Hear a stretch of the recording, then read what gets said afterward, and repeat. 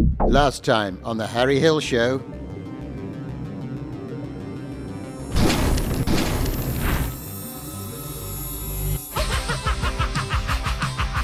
Harry Hill Show!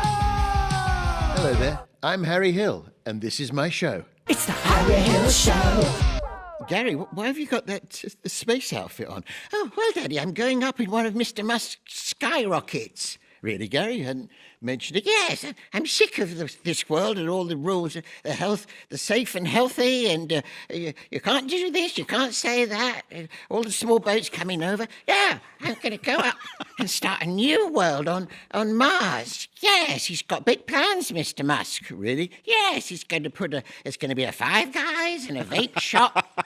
And it's going to be he asked me to be the manager of the first ever branch of Nando's on Mars. Nando's, Gary, but you don't know anything about cooking chicken. It doesn't matter, Daddy, because I'll be 40 by the time I get there. That's plenty of time to learn about all the different chicken coatings and dips and how to make coleslaw. No, Gary, it only takes 2 years to go to Mars, and the Nando's training course is 3 years. There's no way you'll be up to speed. Oh, I mean, if it was the Five Guys job, maybe, because there's less involved. Oh, no, he's already got a manager for the Five Guys on Mars. Who's that, Gary? Prince Andrew! This is your attempt at satire, Gary. Yes, go and take the outfit off and tell Mr. Musk you can't go. Okay, Daddy. Oh, by the way, the guest is here. Take that helmet off, Gary. The guest is here. Well, let's welcome our guest then. Welcome to Alex Brooker. Hello, Alex. Welcome. Hello. How have you been? Very good, thank you. Thanks for laughing. Thank you. No. A Five Guys and Nando's on Mars is really my kind of humour. Well, what else would you put up there?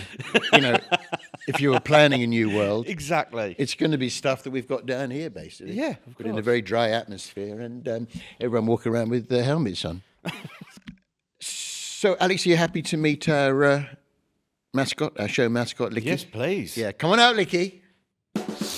Licky, licky, licky, the Harry Hill Show mascot. Licky, It's licky, kind of a licky, feel-good he thing. had a job at Ascot. For the Licky, kids. licky, licky.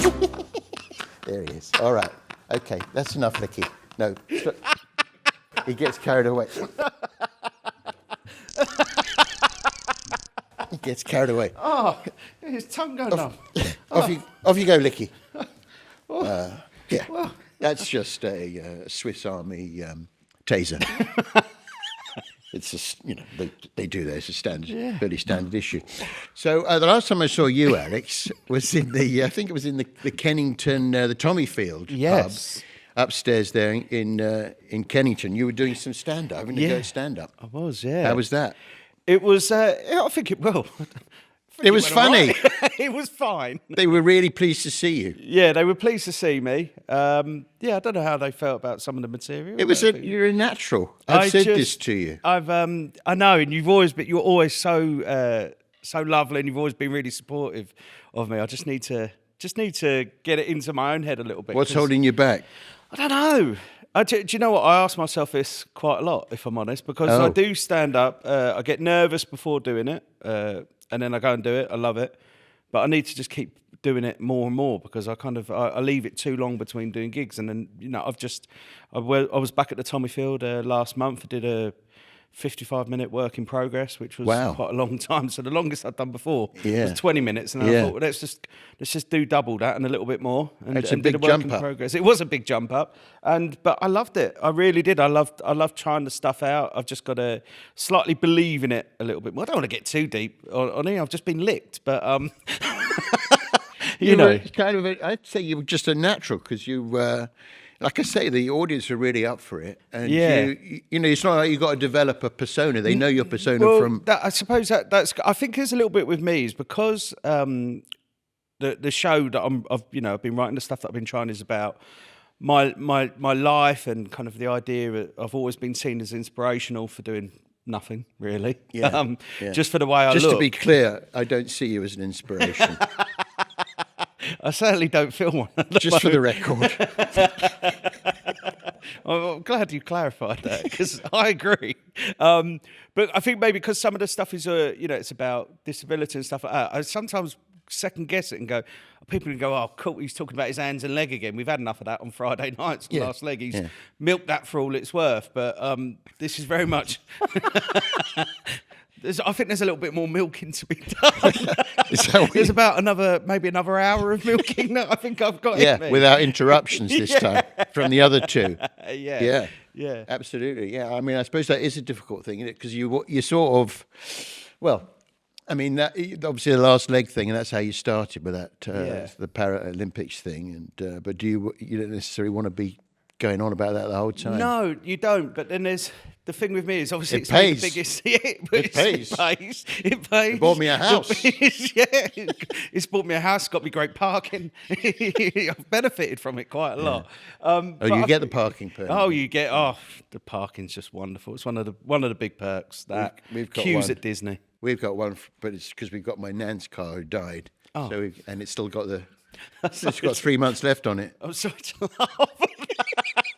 That's okay, I think, isn't it? Yeah. I think you pay for the 3 months. That's what she would have wanted. Now, how do you feel about AI, Alex? Interestingly enough, I find it. I find it actually is. Well, my big problem with AI is it never does my hands. It's got a problem with hands, isn't it? It doesn't. Well, it don't. It literally. Think of all the things that AI can do now. I know. And it's still. You give it a photo of me, and it's like, sorry, I can't compute this. But even normal, normal people. Yeah. I think. Do you know what? That phrase should be in there more. It is normal. There's more of your hands and more of my hands. So that's more normal. Yeah. It's So the definition of normal. I mean, Gary's got problems with his hands, as you can see. He's got gosh. He's got webbed hands. Oh no! And it's not ideal. It's obviously it's very quick in the water. But it's funny because they can't do just normal hands. Yeah. Like five fingered proper ones. Yeah, proper hands. It sort of blurs them, and a similar thing with eyes. Oh, I quite like AI, and we've there are lots of examples of AI being used for bad. Yeah. But we've actually we've enhanced somehow the AI technology. Okay. And we've got Sarah, the AI bot. Oh. Sarah, which stands for Synthetic Animatronic Robot and Helper, I think. And she used to work at the Fujitsu, the Royal Mail Horizons. Oh. Yeah, so she left under a bit of a cloud. Yeah. And I've rebooted her. And come on out, Sarah. Come and say hello to Alex. Yeah. So, like her trousers. I do love that. They're very... It was made for a shorter person. So Sarah, say hello to Alex. Hey. Alex Brooker. I like you. Yeah. Always watching yo observations on The Last Leg Over. No, sorry, that's the other show. The Last Leg Over is what Harry calls first dates. We do like you on the last leg. Please do say hello. Shake hand, perhaps. Hi. Shake. Yeah. Sorry, right, there we go. Nice to meet someone with worse grip. Sarah, could you are you going to tell us a bit about Alex? Here goes. Alexander James Brooker is an English journalist and presenter best known for his television work with failing TV channel, Channel 4, Early Life. Brooker was born in Croydon. He wears a prosthetic leg. Brooker went to the Norton Natchball School in Ashford, Kent, before graduating from Liverpool John Moores University in 2006 and working as a sports reporter on the Liverpool Echo.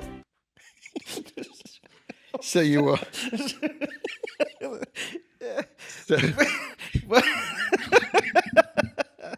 Something amusing? No. TV. Well, look at Channel 4. I mean, yeah. I don't want you to get in trouble, but I mean, it's very different to the Channel 4 I joined. Yeah. In 1998 or whatever it was. Yeah. I can't help but feel we're partly responsible. You are, yeah. Yeah. So no, you're the last stand, comedy's last stand on. Yeah. No, I mean, not really, but it has become very sort of lifestyle, isn't it? Very much so. Yeah, I Very mean, much so. you tune in perhaps sort of 8 o'clock-ish, and you're thinking, you think you've just woken up, and it's the morning.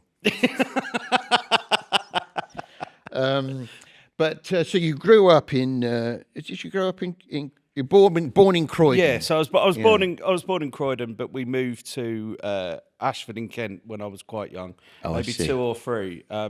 My dad basically when him and Mum had me, I think they kind of thought that maybe, this is all due respect to Croydon, but maybe there was a lower chance of me getting bullied in Kent. Little did they know. yeah. It's a different style of bully. Yeah. But no, I think that they kind of thought they wanted to get out of it. It was right. somewhere a bit quieter. Yeah. So they moved. So they to didn't Kent. move. It wasn't like moving for a particular school or anything. No, right. not at all. No, not at all. Actually, it was weird because I remember my mum wanted to send me to it was a school for people like me, and my dad was very keen on me going into mainstream schooling. Yeah, absolutely. And what did your mum and dad do? So my mum didn't do anything. Well, obviously, Right. apart from bringing us up extremely well. Yeah. Watching, listening to Steve Wright, And peeling potatoes, put the Hoover out, feet up, watch Columbo. Yeah. And my dad, he worked in safety on Network Rail. So he started as a signalman and then became kind of like a safety kind of type manager. And then up to university. So what did you study in university? Journalism.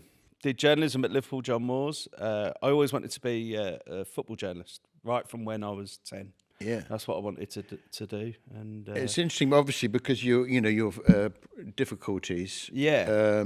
What should I be calling those? I quite like difficulties. Well, it depends.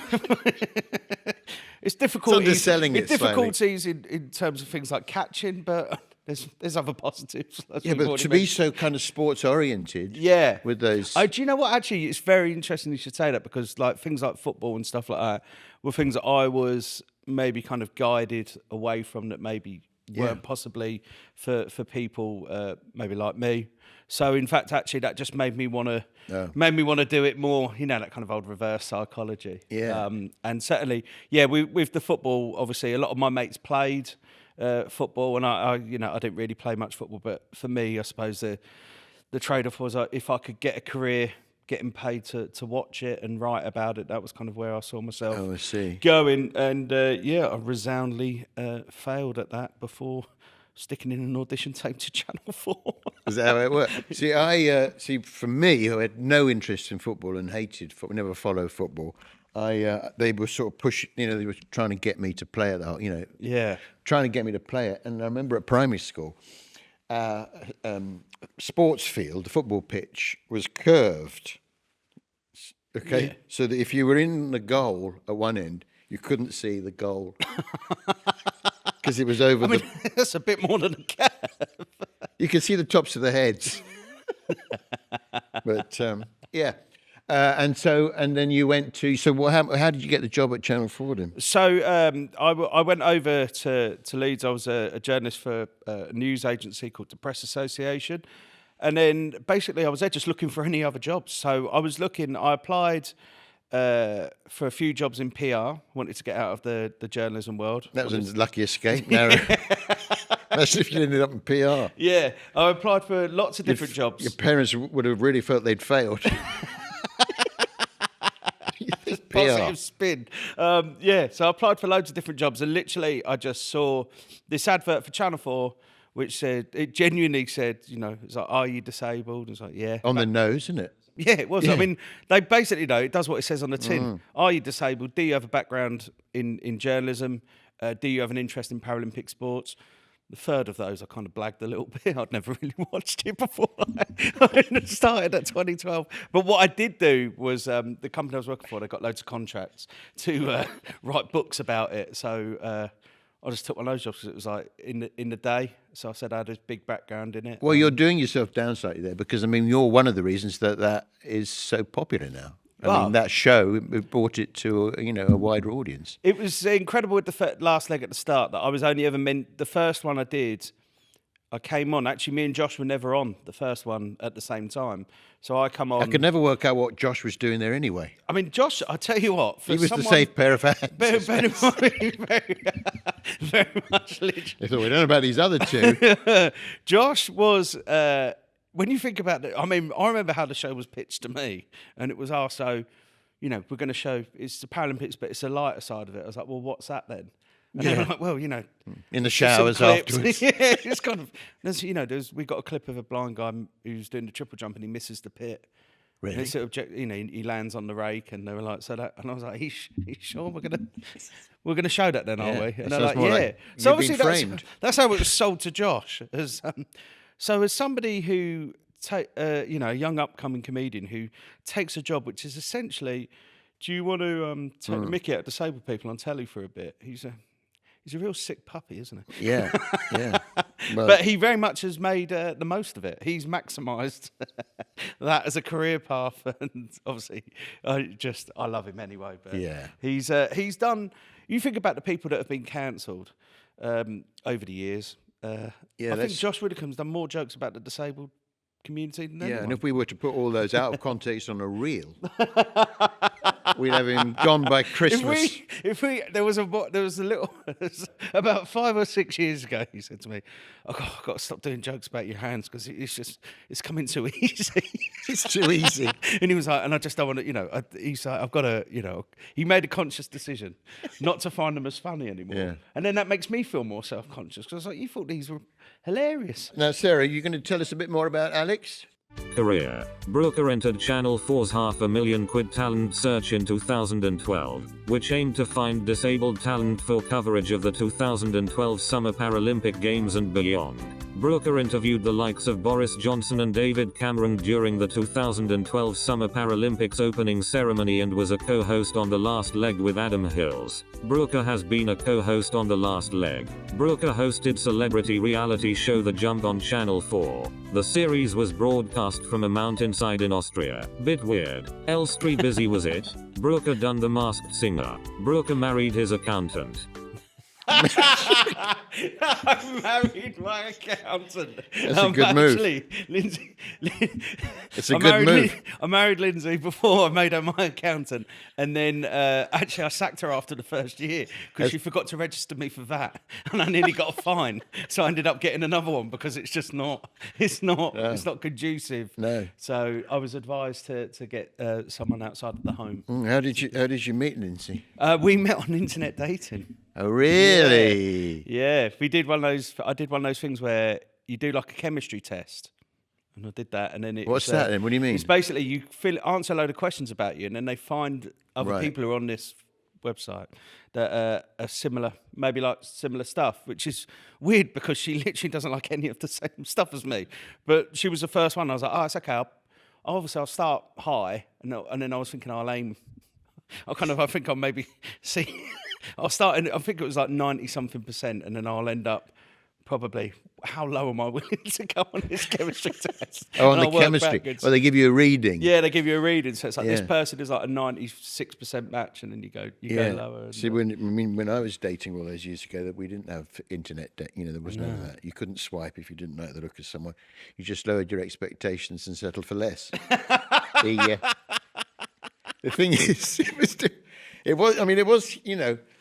I've got 3 girls and they're all on these apps, and I think it just encourages the worst aspect of blokes, doesn't it? Yeah, I mean, this is before the app, so this was. So we're talking 2010. So this is before the apps. It was a website, and I'd not long been dumped, and I was very much on the rebound. So good to know. Time to get into a relationship.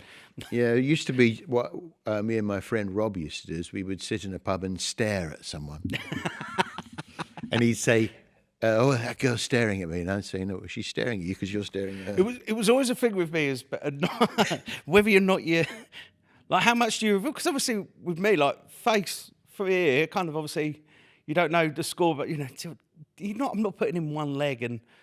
So do I leave it as a surprise or? You want to be outside looking through a window. Hi. So it's like, how many photos do you have when you're kind of like? All right, you know what I mean? I'm not a goalkeeper, so I don't have many photos of hands by my face or like. Oh, I see, Kevin right, McAllister. yeah, So yeah. it was always that thing of just leaving it as a surprise. Yeah, and that's very much Try to give them a dodgy steer in the sort of interests, the hobbies that I had, things like juggling. Try and put them off. They'll never see this coming. Here's a plot twist. Well, you did that show about hobbies, didn't you? Yeah, I did. Yeah. Another. that So actually many went out on shows, Channel 4 Alex. That went out on Channel 4 at 8:00. I think maybe too many people thought they'd just woken up. What was the jump then? So the jump was celebrities doing a ski jump. Oh, okay. And I was the co-host alongside Davina McCall. It was actually my first job outside of Last Leg. So I'd started on Last Leg and I got my first job outside of it. That sounds like a really dangerous. Yeah, it was show. really dangerous. I remember watching ahead of the final. I remember they were rehearsing behind us and nobody had gone off the big full Olympic jump at that point. And the big criticism from viewers at home was the smaller jump, albeit when you're up close, did look scary, but objectively on a camera it didn't because it's the ones that children use and you had celebrities doing it. And so there was a big push for somebody to go off the big jump, the Olympic jump. And I think it was Donald McIntyre was the first one. He did it in training, in the rehearsal on the day of the final. And he went up, and I was like, bloody hell. And then he landed on his face. Wait, he went like that. And He kind of ended up. Yeah, he ended up. I never realised that snow could do that much damage to your face, but obviously, if you hit it hard enough, it very much can. It's ice is trickier than I thought, and so I always saw snow as kind of fun. It's soft, It's soft and fun. But now, if you land face first in it, it can do a bit of damage. So I remember we were chatting to him, and all I just remember is thinking, it looks like his face has got a heartbeat. It was so red. It was almost kind of like pulsing while I was chatting to him. So that was an interesting show. We've got to get blood out of snow as well, isn't it? Just kick a bit over. Yeah. But it was an interesting show. Very much roundly criticised by television critics. Oh dear. It was Well, the we've first all time, been there. Yeah, it was the first time I'd ever read the kind of stuff like, because obviously you do the Paralympics objectively, they're not gonna dip have a their go. toes and kind of say this is rubbish. So all of a sudden you're like, getting absolutely panned, and but on the plus side, it was it was fun. Sarah, have you got anything further to add? Charity work. Brooker fronted a campaign called End the Awkward by Stoke, which used comedy to shine a light on the awkwardness that many people feel about disability. Brooker is the official ambassador of UK-based charity Legs for Africa. Yeah, Brooker put a bit back. Unlike some people what just spend their time feathering their own nest. Just saying. That's it. You're up to date with St. Alex Bleeding Brooker. It's not fair. That's not. It's not. Oh, look, she's dropped your Twix. Oh, thank you. Maybe pick that up on your way out. That's not fair. I do benefits every now and then. Yeah, you do a bit. Yeah. You'll do a bit. Yeah, It's do a nice to give a little bit back. But that's in the awkward thing. Yeah, that was with Scope, and it was basically showing that some people the things you panic if you see somebody different. Why is that though? Why do we have that? Do you know what? I actually think some of it is out of. I think some of it's out of polite. So I actually believe that some awkwardness is actually out of a desire to want to not make that other person feel like you're looking at them different, but you just can't help it. So, I mean, I remember me and Josh we did the Paralympics opening ceremony in Rio. We were dressed as clouds. It was quite highbrow stuff. Clouds. Yeah, we were clouds. We were in clouds tracksuits dancing, and the athletes come around. And then I remember the Brazilian team came out, and there was a lady who had one finger on her hand, and she was kind of going along. And I remember thinking, kind of having this look on my face like, when she comes to me, what am I going to do? How am I going to go about this? Yeah. And I never realised, obviously, that's how people have been with me my whole entire life. It was a real circle of life moment. The kind of hierarchy. In the end, I just just didn't bother touching it. No, I just thought it was all too weird. I got to pull my hand back. Go, no, you're right. No, I did. I think I did kind of end up like brushing. It was kind of a bit like E.T. and Elliot, kind of.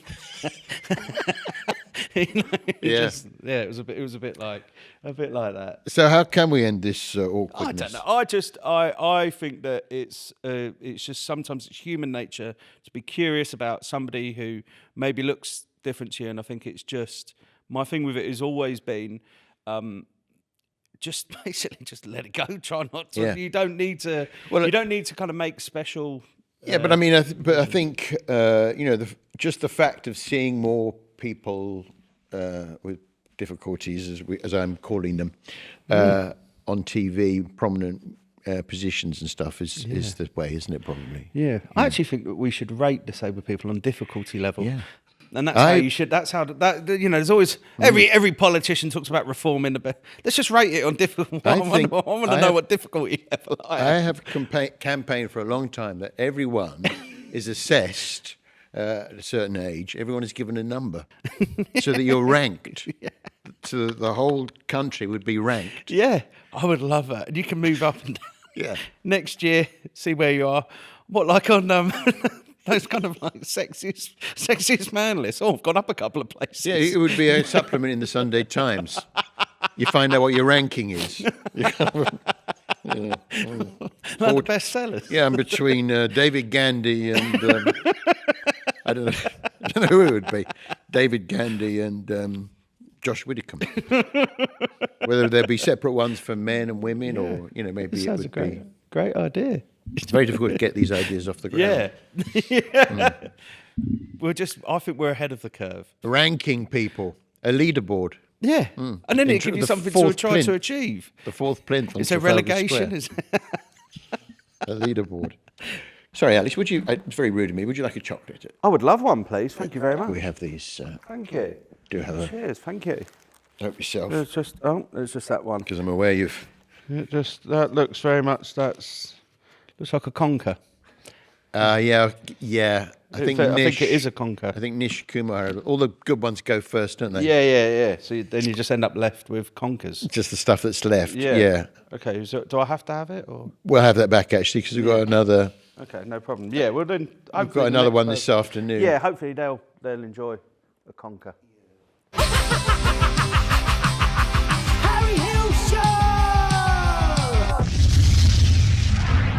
To celebrate 40 years since King Charles and Camilla got it on, Regency Innovations proudly present the Camilla Parker Budgie. The Camilla Parker Budgie. Using DNA splicing techniques pioneered on sweet corn, these unique budgies have been genetically modified to resemble Her Majesty the Queen. Train the Camilla Parker Budgie to do tricks and even use the toilet, just like the real thing. Priced at just 7,000 guineas, each payable in 800 easy installments of £8.75, these limited edition pets make great gifts. Put your money down today to reserve your own Camilla Parker Budgie and receive this Princess Anne stress ball absolutely free. Warning, budgies are wild animals and may try to peck the soft parts of your body like the eyes, tongue and backs of the knees. Feed only on avian slurpy derp. Keep away from children and short guys. Regency Innovations. Princely interventions in an uncaring world. It's time for our theme of the week.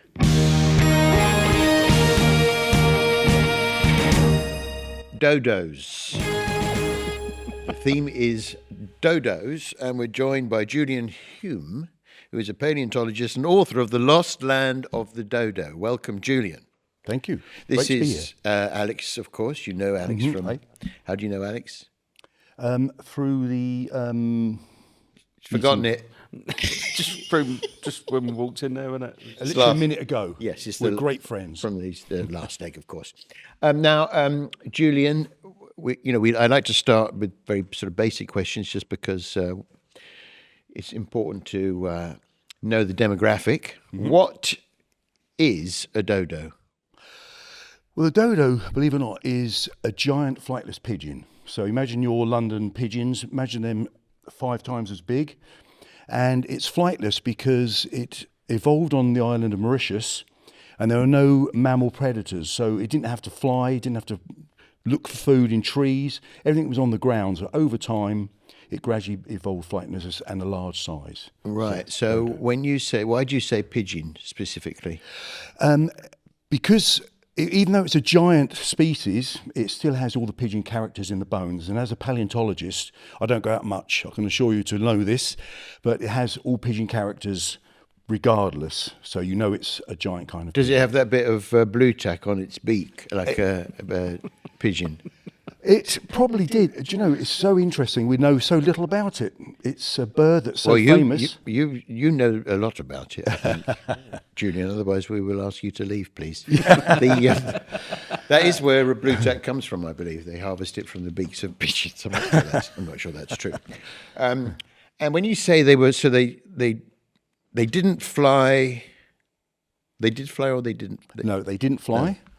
But the ancestor was a flying species, so the ancestor flew there, and they have the same ancestor as a pigeon. They have a joint sort of. Yeah, well, DNA has come in. It's phenomenal what they're doing now with DNA, and we know the exact ancestor or the closest living relative to the ancestor is a bird called the Nicobar pigeon from Southeast Asia. So we know that the dodo origins were in Southeast Asia, and it's such a vast distance between there and Mauritius. You think, how could a bird fly that far? And it couldn't. Let's go back, say, 400,000 years. Sea level's much lower. And so these islands, which are now submerged, were little stepping stones all the way down to Mauritius. It's quite a long walk, though, isn't it? It is a long walk. Even if you're walking it, it's a long way. It is the Nicobar pigeon. Yep. With the dodo, so then if there had have been, so you told me if there had have been some predators that were knocking about on the ground, it probably would have flown because it would have had to. Or is it? It would never evolved into the dodo. Ah, okay. Yeah. I get what you mean. They invented it. It's a classic. All of these birds that evolved on islands had to be predator-free in the sense of mammals, no mammals. Right. So it didn't matter if they were birds of prey, right. But if there was mammals on the ground, it all changed. Unless the island was big enough, somewhere like Papua New Guinea, for example, they could continue to evolve. But those small islands had to be mammal-free. Right, right. And so what was the dodo eating itself then at that Well, time? I have something along which could sort of show that quite well if I can... Well, we'd love to see it. Okay, great. This is a replica of a dodo skull, and that's the exact size. So it's from a mould? Yes, it's a resin cast of a skull. Wow. And it's one of the features you may notice is that huge hook bill, and we still don't quite know the function, but I've done some work, and it's probably for fighting. And there's some wonderful accounts of mariners who said that although they could catch the dodo very easily, and they could eat them, don't go too close because they bite mightily hard. And another one was the war weapon was its mouth, which I love. What a lovely saying that is. Yeah. Well, imagine this now giant pigeons on the ground, and it's got this huge gape. Like all pigeons, they can't chew food, they swallow everything whole. So the dodo had this huge big gape, and so it's feeding on fallen fruits and seeds. And so this is from the dodo tree, a tree called the tamlacock, which is endangered on Mauritius. And they believe that dodos ate the fruit. And it's a sort of small apple-sized fruit with that seed inside. The dodo would have swallowed that whole, and it would pass through this is a very hard seed, pass through the dodo's gizzard, and popped out the other end. And it had a little package of guana, a little fertilising package of poo, and then it germinated, and off they went. And the most important thing the dodo did was take fruit and seeds from the parent plants and disperse them elsewhere. And that's why perhaps the tree is, you said it's endangered. Yeah, because it's just dropping the seeds and fruit right below the tree, and they're not being spread, and they can't survive underneath the parent tree. So you needed something like this to actually disperse them away from the tree. Maybe have a look at that. Are we allowed to handle the dodo skull? Indeed. And so how tall would it be on the... Right, the dodo was between about 70 and 75 centimetres tall. So it was, so it was something about like this that. big, about up here like that, not quite a metre. And I can give you an idea of the scale of the bird as well, because I brought another gift. That's mad, like, Yeah. throwing that out. Yeah. That's not. But one of the interesting things with Mauritius at the moment is that the big trees that produce the biggest fruits are all struggling because they lack a disperser, and so they're really in trouble at the moment. And so the idea is to try and get something back to take over that role of dispersing fruit. And what is that going to be then? Well, you may or may not have heard of Colossal and their idea to bring dodos back. They're doing woolly mammoth and the thylacine, which is Tasmanian tiger. Yeah, but is that actually a thing, or is it just them sort of bit of loose talk? Well, there's a lot of hype about it, of course, but if they could bring back, would never be the dodo. The dodo's done. It's gone. Have we got DNA from a dodo? We have got very good DNA from the dodo. So we know the ancestry. We can even tell the population dynamics and things like that.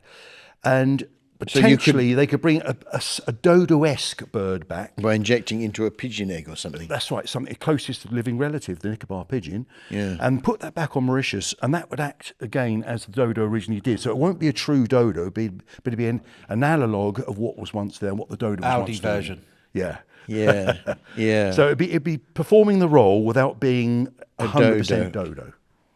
It's sort of a bit of a fudge, isn't it? Yes, it is. Right, so Why can't we just have the dodo? Oh, that's the leg. Right, so this is how robust the leg is here. A really big, thick, strong Where are you leg. getting all this stuff? Black market's amazing at the moment. And I could just show you this bone as well. Yeah. And so you imagine the bird becomes flightless, and another character that happens is that they get really thick, strong legs because they've got to support the bulk. The bird no longer flies, and so they very thick, strong leg, remarkably short toes, so that was supporting the bulk. And once in a lifetime opportunity, a genuine dodo bone here, and this is called a very posh term, the tarsus metatarsus, and that fits there. Oh, and I the toes see. come off here like that. See, so that's the actual bone. So genuine bone, gosh, okay. and That's a genuine bone. Yeah. I did go to Mauritius on holiday once. Oh, you did? Yeah. Thank you. And as a matter of fact, Peter Jones was at the same hotel from Dragon's Den. All right. Okay. Just like You didn't see a dodo. There's Slightly rumours that they're still out there. That's slightly not, awkward. Yeah. Do you want to hold up a natural dodo bone? And I did go to that museum. Okay. Yeah. The Port Louis Museum. It's like a dodo. Is it Dodo Museum or Museum of Mauritius or something? And they seemed like they had a whole skeleton of her. Yeah. But no one. You'd think that someone would have stuffed one, or that there would be, because it's not that long ago. When are we talking about it? Right. becoming- There's still a debate about this, but it was sort of between 1660, 1680. So less than 100 years after discovery, it became extinct. And it disappeared so quickly that no one really recorded any information about it, so we're still out there trying to work out what it was doing. But modern technology, doing brain scans and all this thing would give us some idea that its olfactory system was very advanced. So it had a high sense of smell, and that was probably to find fallen fruit on the ground and things like that, but we're still way off to knowing exactly what it was doing. Yeah. But the most important thing about that skeleton you saw in that museum, it's the most complete skeleton in the world, and all the bones belong to one individual. So it's unique in that concept.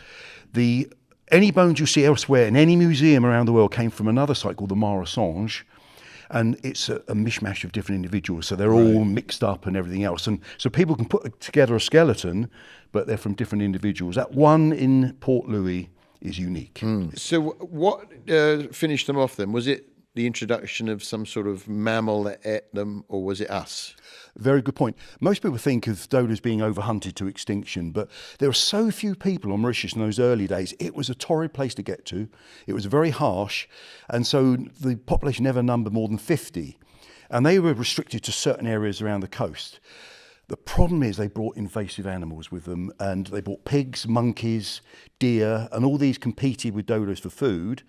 But rats were another one that always on those ships escaping to all the islands around the world. They would have competed for food as well. But probably the worst culprit was the introduction of pigs. And a ground nesting bird, the dodo nested on the ground because it was flightless. It would have been impossible to defend its eggs and chicks from pigs who would just hoover them up every time they come across. Greedy, aren't they? Yeah. So dodos, I reckon, were quite long-lived, maybe lived for about 30 years. And so they probably stopped breeding about 30 years before they became extinct. So it was just an aged population hanging on. Finally, there's right just to the one end. dodo left. Yeah. And do we know, so were they eaten? Did people eat them? Or? They did. They did, yeah. And funny enough, when the Dutch first arrived, they called it the disgusting bird, the Walvogel, because the more they cooked it, the more greasy it got. And it's a classic, again, of a flightless bird. The breast meat, of course, say you imagine your chicken, everyone goes for the breast meat because it's the bulkiest, the biggest part of the meat. With a dodo that couldn't fly, that keel that supports the flight muscles disappears. So it all becomes flat and there's no breast meat. And the body drops down. So if you see a picture of a dodo, the body drops down. So it forms this big bulbous backside. And the Dutch name for it was dodes, which means fat ass. Right. Very crudely fat ass because it's big backside. And it's been greasy as hell. And those old legs, tough legs, big fat legs for supporting the bird. But they did say the gizzard, the dodo had a very muscular gizzard, which so it meant it was pure muscle, was very good to eat. And that would feed 4 to 6 men. But eating the rest of the bird made you feel quite queasy. Yeah, I suppose. But you could use that fat to cook the potatoes in, possibly. Well, As long as they turn up at Christmas. that's fascinating. Are there any further questions? Do you have any further questions? Is there anything else we should know about the dodo? Did they ever bring them over to a different country? Did anyone bring one back? I mean, like they did giraffes or elephants? They did, indeed. The very first dodos arrived in the UK around 1638. And one was an exhibit in London in a shop. There's some salesman had a little flag outside with a peculiar bird on the flag. And Thomas Lestrange was the guy who went in. He went inside and he saw this bird. He had to pay a penny to go inside. And there was this dodo at the back of this shop. And he paid his penny to see it, and he described it. And that was one. There was another one alive in the Netherlands. And another one made it all the way to Japan and was exchanged as a gift with the Japanese. So they could survive these hideous journeys alive. They were tough birds.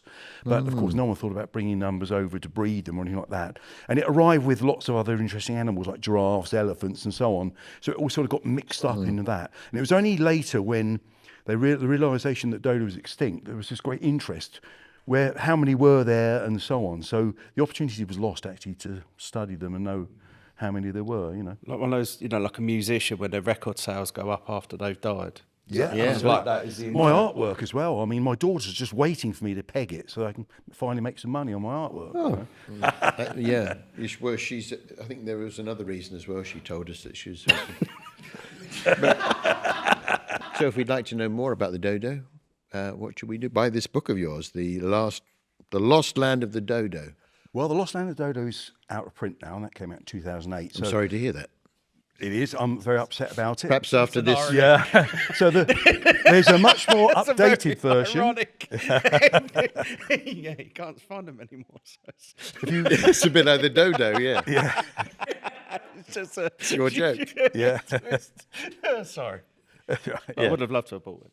Well, perhaps you can after still this... get it. For me, a huge price. But perhaps after this podcast, there will be, demand will increase. And Indeed. We could get another edition. We'll get you on that bestsellers list. So you've got another one. Extinct birds, and this is specifically about extinct birds, as the title says, and it's got lots about dodos in there and stuff. And the third edition has just been submitted, so this one came out in 2017. And if you're really struggling to sleep at night and you just need something to set you off, get you into the nod land, that's a very good thing to have. Lovely. Let me have a look at that. So, let's see. I've got it. Because it's heavy, isn't it? Yep. I mean, if you were to drop that on a bird, you'd It caused the extinction of many birds, I'm afraid. There's a lot of birds. Yeah, there's a lot of extinct birds. How many out are there. in this book? There's over 1,000 entries.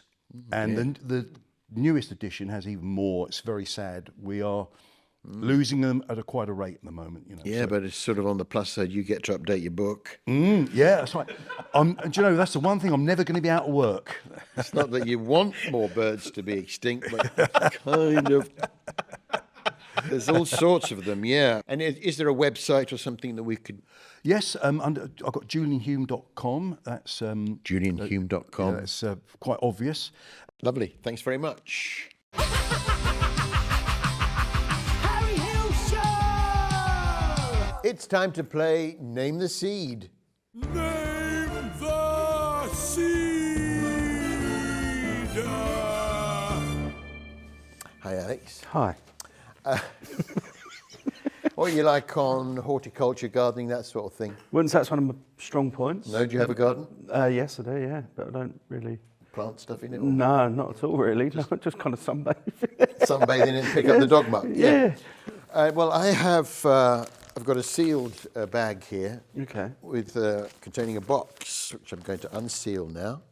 In that box, I don't know if you can see how many seeds are in there. Oh, yeah, over 8,000. Over 8,000. That's a lot of seeds. It is a lot of seeds, each in its own sachet. The explanation of it is not terribly entertaining. Okay. But wait till you get to the actual game. I'm going to select completely at random a sachet of seeds, and it's your job to attempt. It's your job to attempt to name the seed. Okay. Okay. As in, give it a name or just? No. Well, like Sarah, Alice. This is Keith. Alice the seed. No, no. You've got to name what type of seed it is. Oh, okay, of course. Okay, and for anyone watching at home, might be someone. This is. Look away now if you don't want to know what the seed is. Look away now. So I'm going to place the seed on the seed display unit. It's your job to name the seed. If at any time you're not happy with the seed, you can opt to change the seed. Okay. Okay. Okay, so I'm placing that on there now. Okay, don't start yet. All right? The platform will rise. You have the time it takes for the platform to go up and down to decide whether you're going to name the seed or indeed change the seed. Okay. Let's name the seed. Name the seed, name the seed, name the seed, name the seed, name the seed, name the seed, name the seed. I feel like you're not taking this seriously.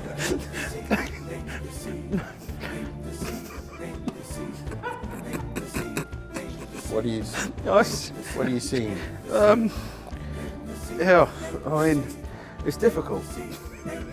Am I allowed to change seeds? Are you opting to change the seed? I would like to change the seed, please. He's going to change the seed. That one was too difficult. The seed, change the seed. So for anyone looking at this that doesn't want to know what the seed is, look away now.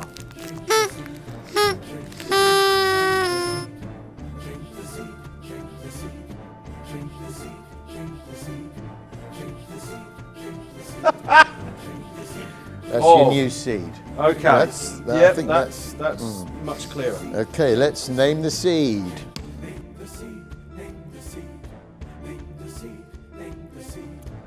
What are you seeing? Describe what you're seeing, Adam. Just a little kind of light brown seed.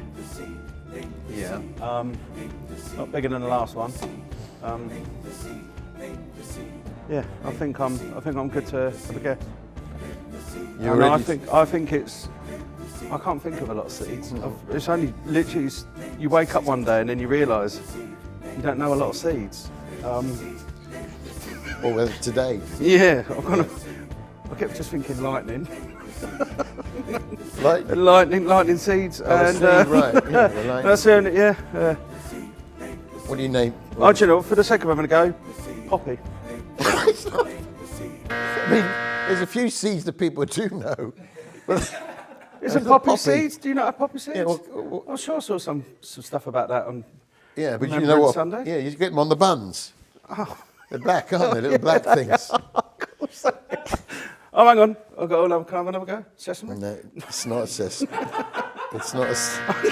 It's not. It's No, not. it's not. It's And clearly. so what's going to happen now is I'm going to give you that seed. And you're going to take that away and plant it. Okay. And when it comes up, you'll know what that seed is. Thank you very much. Okay, so we never.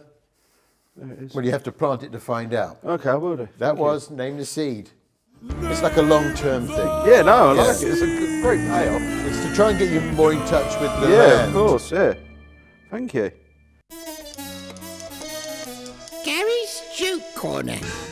It's time for Gary's Joke Corner. As you know, I'm retiring in 2030, Alex, and Gary's taking over, my son from my first marriage. That's right, I'm taking over, aren't I? So I've got to get him match fit. He needs jokes. Do you have a joke that Gary might be able to use? I do have a joke. So it's a joke. I always really liked this when I was a teenager. I'm sure you've heard it before, but I'll tell it Please. anyway. So a bear walks into a pub, Goes up to the bar and the bum's like, "You right? What you having?" The bear says, "I'll have 2 Cokes and a beer." And the bum says, "No problem, but why the big pause?"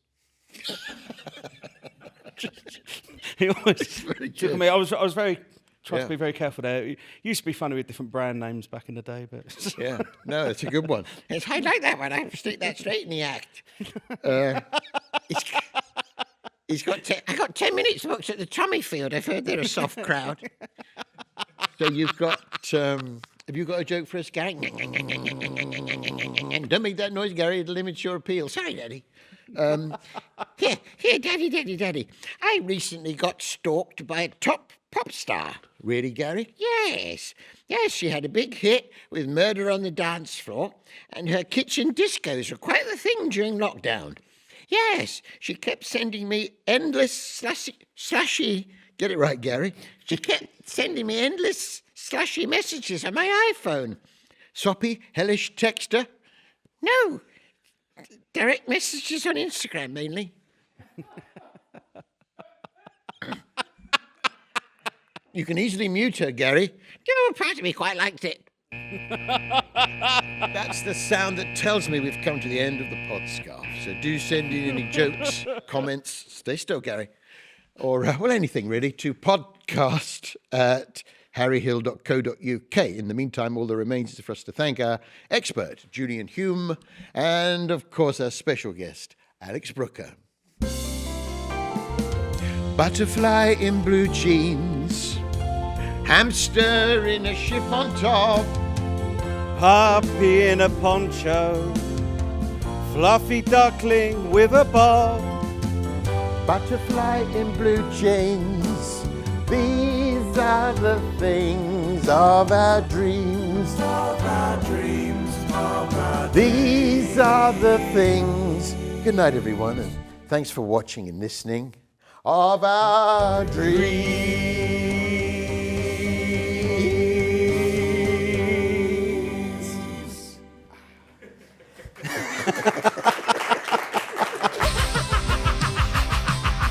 Harry Hill Show! Hello, Mr. Musk. It's Gary. Yes, I'm afraid I'm not going to be able to come with you on your mission to Mars. Oh, well, there's no need for that. It's the Harry Hill Show. Harry Hill Show. It's the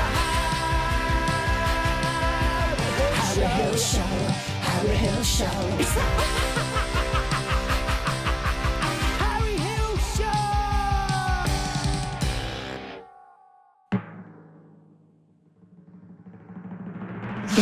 Show.